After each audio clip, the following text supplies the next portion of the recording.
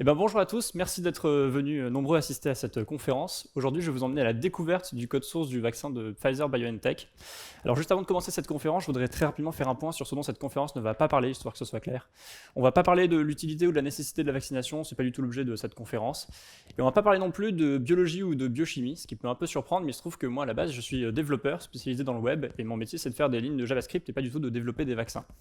Alors la raison pour laquelle je fais quand même cette conférence, c'est parce qu'au cours des derniers mois, j'ai lu beaucoup d'articles, je me suis beaucoup renseigné sur le fonctionnement de nouvelles technologies de vaccination, donc à ARN, dont vous avez pas mal entendu parler. Et il se trouve que j'ai trouvé ça tellement passionnant que j'ai décidé d'en faire une conférence pour vous partager un petit peu mes différentes découvertes. Donc ce ne sera pas ultra poussé au niveau de biologie, mais vous allez quand même découvrir, j'espère, un certain nombre de choses et vous allez voir à quel point le corps humain peut être magique.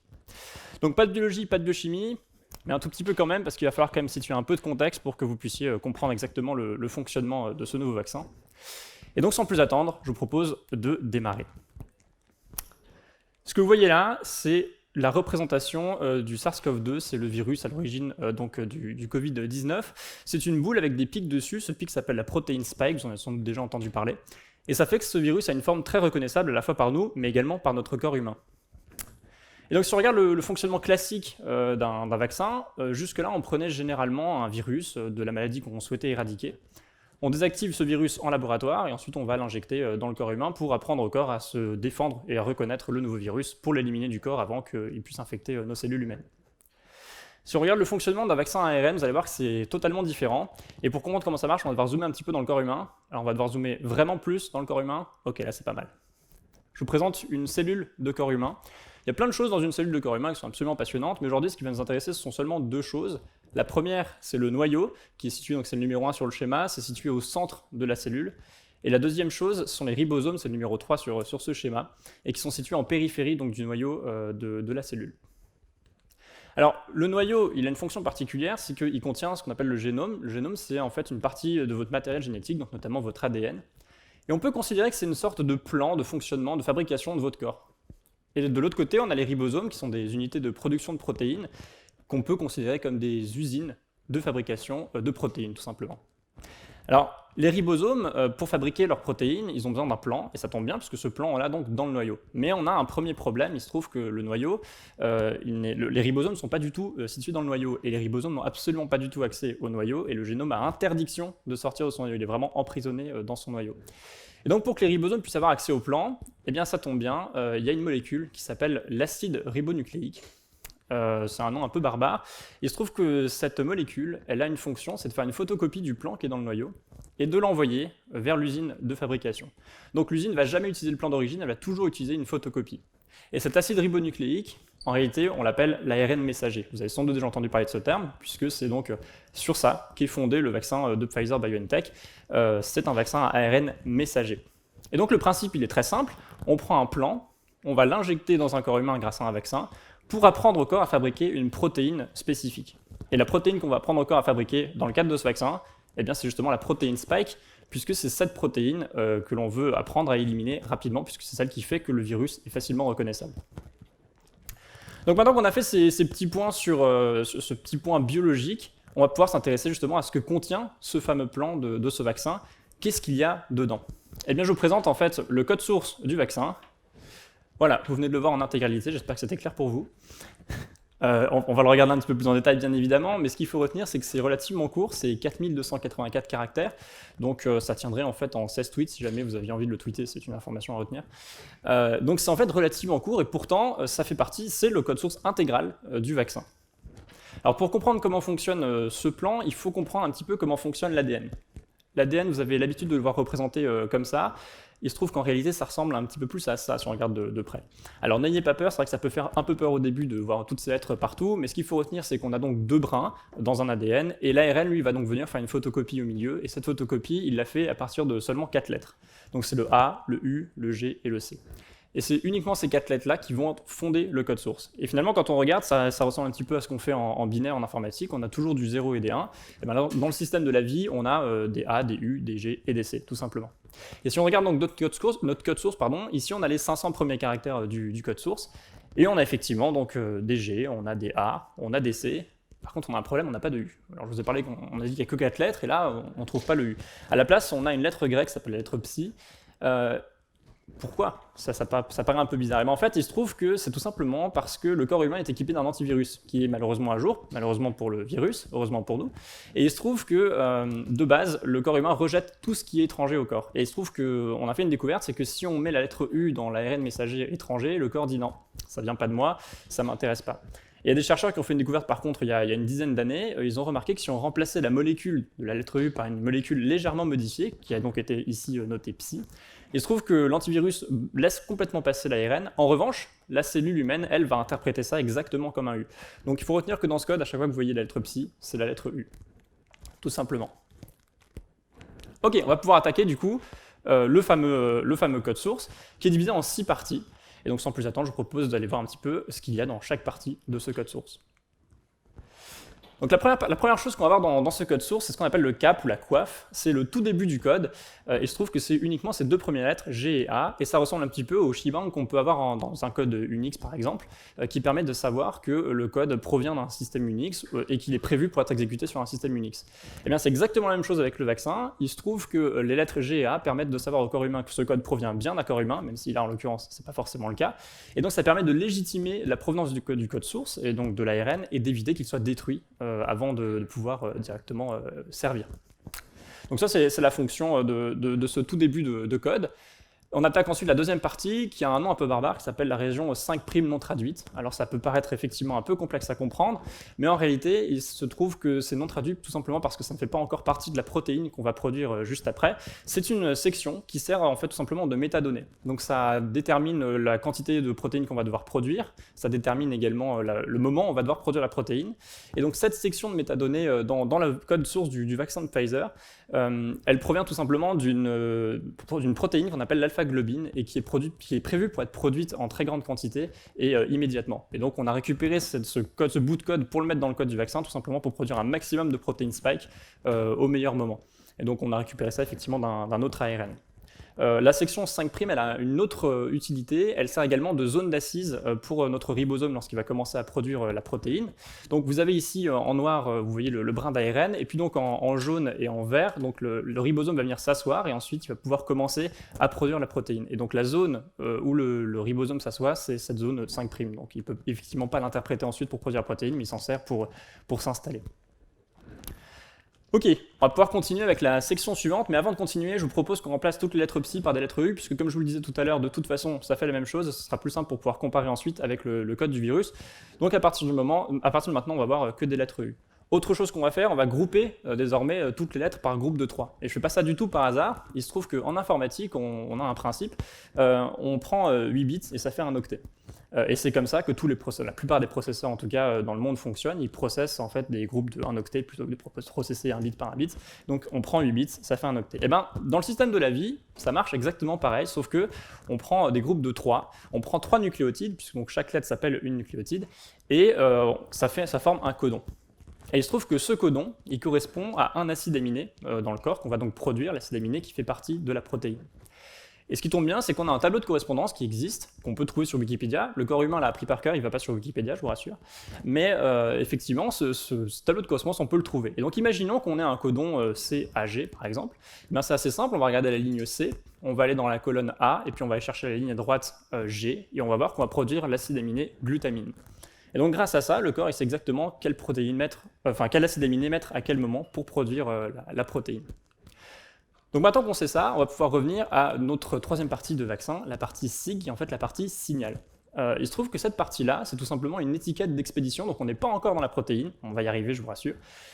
C'est une étiquette d'expédition pour savoir quoi faire de la protéine une fois qu'elle est produite. Où est-ce qu'on doit l'envoyer, à quoi elle va servir, exactement comme quand on met une étiquette d'expédition sur un colis Amazon pour savoir où est-ce qu'on doit l'envoyer. C'est le même principe, cette partie de code sert exactement à savoir où est-ce qu'on l'envoie. Et si on compare cette partie-là avec le code du virus d'origine, on se rend compte qu'il y a un problème parce que c'est pas exactement le même. Alors pourtant, nous on voudrait produire exactement la même protéine spike que celle du virus. Donc, comment ça se fait qu'on n'utilise pas le même code? Vous allez voir qu'en fait, c'est peut-être pas exactement le même code, mais il fait exactement la même chose. Et je vais vous le prouver. Si on reprend notre tableau de correspondance d'avant et qu'on reprend notre code qu'on met juste en dessous, on peut prendre la première modification, par exemple, dans le vaccin, donc on a UUC. Et si on regarde UUC avec notre tableau de correspondance avec la même technique qu'avant, on va avoir donc U, la colonne U, et on va arriver dans la ligne U, et on voit qu'on produit un acide aminé qui s'appelle le phénylalanine. Bon, c'est un nom un peu barbare, mais on n'a pas besoin de retenir, c'est pas ce qui est important. Si je prends par contre le code du virus, qui est UUU, ben je fais la même chose, je vais dans la ligne U, colonne U, et une nouvelle fois ligne U, et je produis toujours du phénylalanine. Et ça, c'est pas du tout du hasard. Il se trouve que vous avez en fait que 20 acides aminés, mais vous avez 4 lettres qui peuvent former des codons, et vous avez que 3 lettres dans un codon, ce qui fait que vous avez 64 possibilités de codons, donc 64 possibilités de codons qui peuvent coder pour 20 acides aminés, ce qui fait que plusieurs codons codent pour le même acide aminé. Alors la question que vous allez me poser maintenant, probablement, c'est pourquoi on a changé certaines lettres alors qu'elles font exactement la même chose. Eh bien, il se trouve que les lettres C et G sont beaucoup plus facilement et plus efficacement converties en protéines que les lettres A et U. Donc c'est une amélioration par rapport au système de la vie, par rapport au virus qui avait créé lui-même son code. Eh bien, nous, artificiellement, on sait comment l'améliorer et donc on l'a fait. Et on a mis des lettres C et G pour produire encore plus efficacement une protéine spike pour maximiser vraiment la production. Donc c'est à ça que ça sert. Alors il y a quelques exceptions. On a un A par exemple qui a été transformé en U. On ne sait pas exactement pourquoi ça a été fait. En fait, il y a plusieurs explications qui peuvent rentrer en compte, mais je n'ai pas le temps de vous l'expliquer là maintenant. Si vous voulez me poser la question après, je pourrais vous y répondre. Ok, on va attaquer la section principale de notre code source de virus, la fameuse protéine spike. Donc là, pareil, on va regarder nos différentes différences. Et on se rend compte que, pareil, on a quelques différences de nucléotides par-ci, par-là, qui vont globalement pas changer les acides aminés qui sont produits. En fait, ils vont pas le faire du tout, sauf à 2 endroits dans le vaccin. Et ces 2 endroits, c'est justement ici. Vous voyez qu'on a donc la protéine, l'acide aminé, K et V, qui sont transformés 2 fois en P. Et c'est pas du tout du hasard que ça a été fait à cet endroit-là et précisément comme ceci, tout simplement parce que donc, si on reprend ce qu'on veut faire, on veut faire une protéine spike qui est à gauche. Or, à droite, vous voyez que quand on produit une protéine, ça ressemble pas à grand-chose initialement, ça a tendance à se replier sur lui-même. Et c'est exactement là que l'acide aminé P va rentrer en compte. C'est tout simplement en fait du proline, et le proline, c'est un acide aminé qui a la particularité d'être tout à fait rigide. Et donc, grâce à ça, on va pouvoir rigidifier la protéine pour lui faire prendre sa forme. Parce que ce qu'il faut retenir, c'est que la protéine spike, nous, on va la produire seule. On ne va pas produire le corps du virus. Et donc, d'habitude, la protéine spike est accrochée sur un corps de virus. Chez nous, ce ne sera pas le cas. La protéine spike va se balader toute seule. Et donc, elle a tendance à se replier sur elle-même, à ressembler à rien. Donc, pour qu'elle garde sa forme d'origine, même si elle est attachée à rien, on rajoute ces deux acides aminés de proline. Et ça marche, ce qui est assez incroyable. On peut regarder ensuite la fin, le reste du code de la protéine en soi, c'est effectivement à peu près la même chose que le virus, avec quelques améliorations propriétaires de la part du fabricant. Mais il y a encore une petite modification à la fin qui est intéressante, c'est le code stop. Tout code de protéine doit terminer par un code stop pour que le ribosome sache quand est-ce qu'il faut arrêter de produire cette fameuse protéine. Et dans le virus, on voit qu'on a le code UAA, et dans le vaccin, on a le code UGA. Donc jusque-là, effectivement, ça produit grosso modo le même acide aminé stop. En revanche, dans le vaccin, on en a 2, tout simplement parce que comme on a fait un truc artificiel, on s'est dit on va le faire encore mieux là ici encore que la nature, et donc on a mis 2 codes stop pour propriéfier l'arrêt de la protéine tout simplement, mais finalement on produit la même chose, juste de manière plus fiable. Ensuite, on arrive dans la région qui s'appelle la région 3' non traduite. Donc, comme la 5' non traduite, c'est une région qui ne sert pas directement à fabriquer la protéine, mais qui sert pour améliorer la fiabilité de la protéine. Donc, j'ai surligné ici cette section-là. En revanche, on sait à peu près à quoi elle sert. On sait qu'elle améliore la fiabilité et elle influence vraiment la production de la protéine. En revanche, on n'a pas encore exactement compris comment manipuler cette section-là. Et donc, pour cette raison-là, on ne va pas rentrer trop dans les détails parce qu'on a tout simplement pris une région 3' d'un autre ARN dont on sait qu'il fonctionne bien pour la production de protéines. Donc là, ici encore, on a simplement copié un bout d'ARN et on a collé ça dans le code du vaccin parce qu'on sait que ça marche. Et puis ensuite, le code se termine par la fin qui s'appelle polyaminé A. Et il se trouve que c'est donc une suite de lettres A, ce qui peut paraître assez amusant, mais il y a une raison toute simple à ça. Dans un système informatique, quand vous avez un fichier, généralement vous avez une extension, un .docs, un .exe, qui permet de savoir au système d'exploitation ce qu'il doit faire avec le code, enfin avec quel logiciel il doit l'ouvrir. Et en fait, on a un petit peu la même chose avec l'ARN messager. La lettre A permet de savoir au corps humain, ok, ça c'est un ARN messager que je vais devoir produire une protéine. C'est une sorte d'extension qu'on peut retrouver. Et donc, il faut absolument que notre ARN termine par A, sinon il n'est pas du tout interprété et le corps en fait détruit même complètement l'ARN. Mais l'ARN, il a un défaut, c'est qu'il est assez fragile et à chaque fois qu'il est utilisé par un ribosome, il est abîmé. Et on perd à chaque utilisation en fait des bouts de fin de code et donc des A. Et donc pour prolonger un maximum l'utilisation de l'ARN avant qu'il soit détruit par le corps, eh bien le fabricant Pfizer a décidé de rajouter un maximum de A. Alors ça, c'est encore un calcul savant qui a été effectué de manière propriétaire pour déterminer le nombre de A nécessaire. Mais en tout cas, effectivement, ils ont rajouté un maximum de A pour prolonger tout simplement la durée de vie, pour qu'il y ait toujours un A à la fin, même quand l'ARN commence à être abîmé. Et donc voilà, si on reprend notre code, nos 6 parties, on se rend compte d'un truc assez troublant, c'est que finalement ça ressemble beaucoup à n'importe quel fichier informatique qu'on peut trouver, avec un start of file en tout début, avec une région qui peut servir, donc qui ressemble à de la métadonnée. On a une région signal qui ressemble à ce qu'on pourrait trouver dans un code comme un header. On a la partie code qui donc contient la majorité de notre code. On a un footer qui termine, on n'a pas trop compris son fonctionnement pour l'instant, mais on sait qu'il est ultra important. Et puis on a un end of file à la toute fin qui donc forme la fin d'un fichier qui permet de fermer un fichier proprement.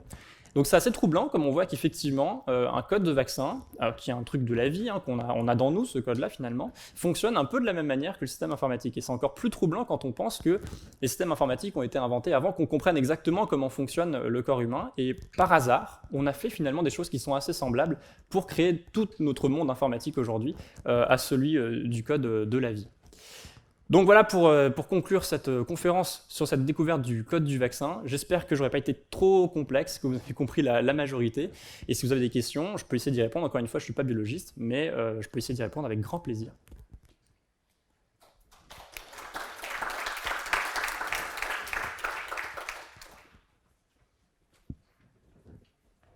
Alors oui, je crois qu'il y a une question là-bas. Je ne sais pas si quelqu'un fait passer un micro du coup ou...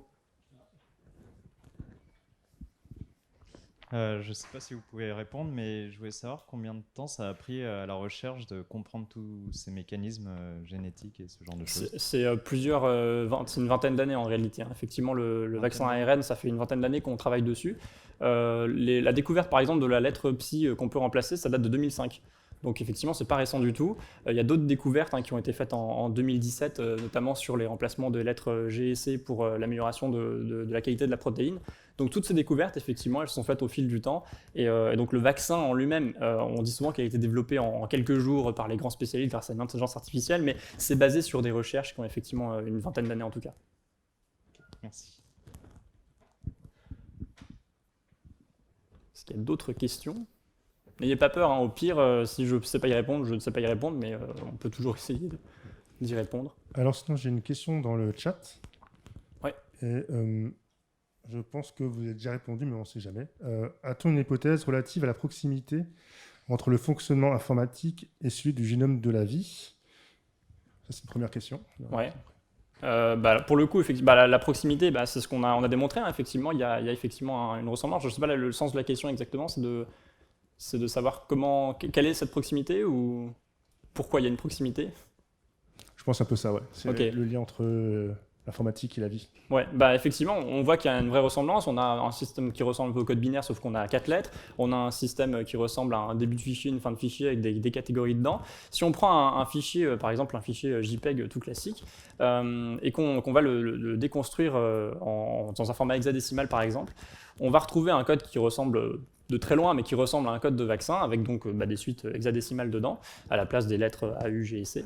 Et on va retrouver par contre des sections qui sont vraiment propres à chaque fichier JPEG. Donc effectivement, on va retrouver un SOI au lieu d'un SOF, mais un start of file. On va retrouver un EOI, un end of file, un end of image, pardon, et qui permet effectivement de déterminer que c'est le début, que c'est la fin. Et on a plein d'autres petites sections qui permettent de savoir comment on va devoir encoder notre image JPEG, dans quel sens et de quelle manière. Donc il y a effectivement des ressemblances avec un système informatique de ce point de vue-là. J'ai une autre question dans le chat, c'est pourquoi dans le cadre de la création de Protein Spike a-t-on changé la lettre U en A? Alors ouais, ça c'est une bonne question.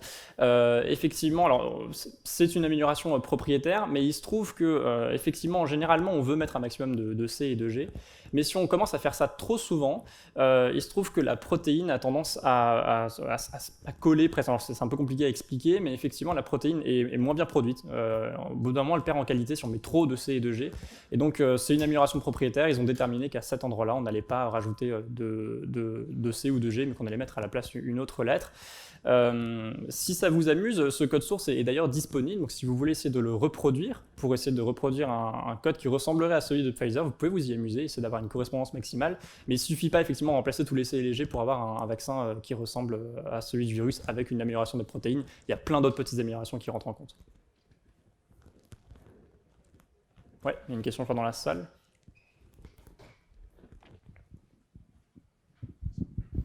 Est-ce que vous pensez que les avancées sur le pliage des protéines va généraliser l'utilisation de vaccins ARN comme ça? Bah, probablement. Après, encore une fois, là, pour le coup, je ne travaille pas dans l'industrie pharmaceutique, mais on imagine évidemment que les recherches qui ont été faites vont continuer à progresser. Et oui, très clairement, d'autres vaccins vont émerger. Il y a déjà des recherches qui ont commencé il y a plusieurs années, mais qui accélèrent maintenant grâce à la popularisation de types de vaccins ARN, parce qu'on a un peu moins peur de ce système de vaccins maintenant qu'il a été testé à très grande échelle. Donc il y a des virus, par exemple, contre le VIH, des vaccins pardon, contre le VIH qui ont été testés et qui sont plus ou moins concluants pour le moment. Donc clairement, on va développer de plus en plus de vaccins dans ce domaine-là. Je crois qu'il y a encore une question dans la salle là-bas, ouais. Attends, on va juste avoir le micro, comme ça, tout le monde entend. Merci. Moi, du coup, j'avais une question, c'est est-ce que le vaccin Moderna agit de la même manière que le Pfizer? Ouais, il fait exactement c'est le même principe. Alors, en réalité, pourquoi j'ai appelé cette conférence Pfizer-BioNTech? Bon, c'est déjà pour que ce soit un peu plus attirant que vaccin ARN, mais c'est surtout parce que quand j'ai commencé à rédiger cette conférence, on n'avait pas encore tout le détail du code source de Moderna, et donc c'est appelé comme ça. Mais effectivement, le principe est le même. Le code n'est pas le même, hein. Le code est légèrement différent. Il y a d'autres améliorations propriétaires dedans. D'ailleurs, le code de Moderna est un peu plus long, mais grosso modo, ça fait effectivement la même chose. C'est le même principe. On injecte effectivement un plan de génome dans le corps humain pour apprendre au corps humain à produire une protéine spike. Encore une question là-bas, je crois. Mais du coup, le brevet de Pfizer, il est sur le code source ou c'est sur autre chose? Non, alors je pense qu'il est sur la technologie, effectivement. Le code source, alors ça, pour le coup, je ne saurais pas te répondre en fait. Mais le brevet, à mon avis, sur l'ensemble de ce qu'il y a dans le vaccin, c'est-à-dire, parce que là, on parle uniquement du code source, donc du génome, enfin de l'ARN messager. Le vaccin, il y a encore d'autres choses dedans. Il y a notamment des liquides qui permettent d'amener ce fameux code source à la cellule. Et donc, le brevet est probablement en fait sur l'ensemble de ce qui compose le vaccin.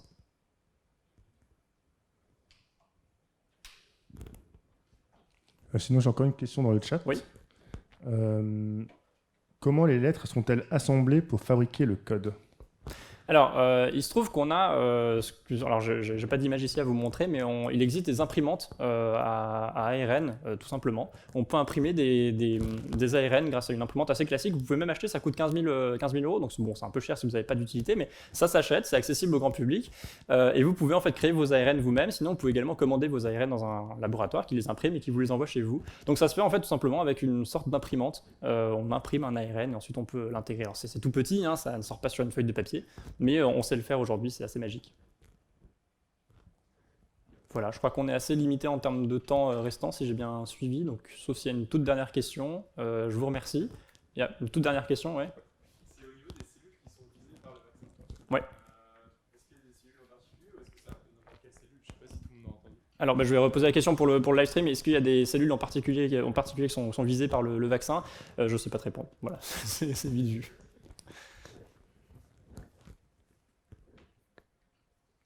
Ok, bah super, je pense qu'on va pas prendre de questions en plus, parce que de toute façon on n'a plus le temps. Merci beaucoup, et puis bonne continuation.